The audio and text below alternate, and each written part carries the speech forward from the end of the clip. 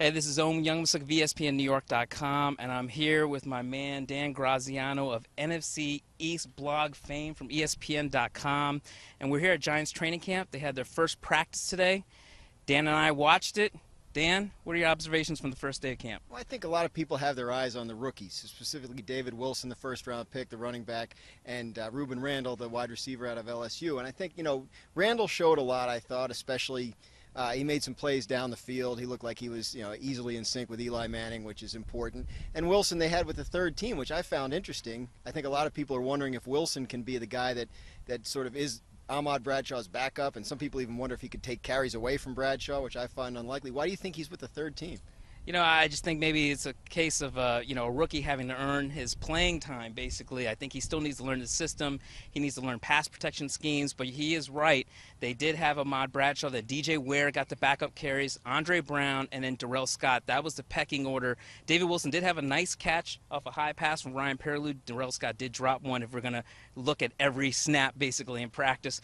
But Wilson, he's explosive, and I think the hope is that he's probably going to get more carries as the season progresses, or as camp progresses, Now, I did want to ask you, a lot of Giants have been mentioning the last 2 days that they have noticed that people are picking other teams to win their division, namely the Eagles and Cowboys, and are taking umbrage with it. Victor Cruz said they have a chip on their shoulders. This man covers the NFC East. He knows it inside and out. I want to know, what's your take on that, and how do you think the NFC East will shake down? Well, I personally think it's early to be making predictions because it's the beginning of training camp. We don't know what the final rosters are going to look like, who's going to get hurt in preseason.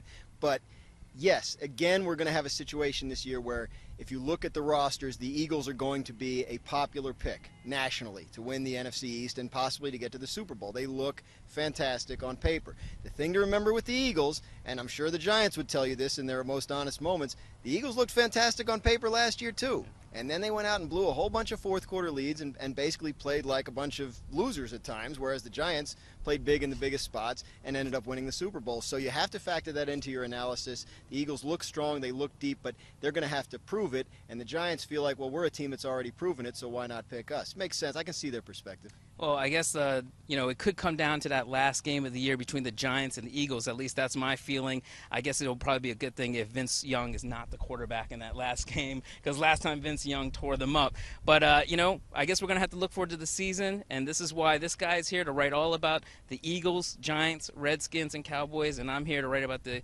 Giants. You can check all our stuff out at ESPN.com and ESPNNewYork.com. I'm Om Youngmisuk for Dan Graziano. This is your Giants Training Camp Confidential.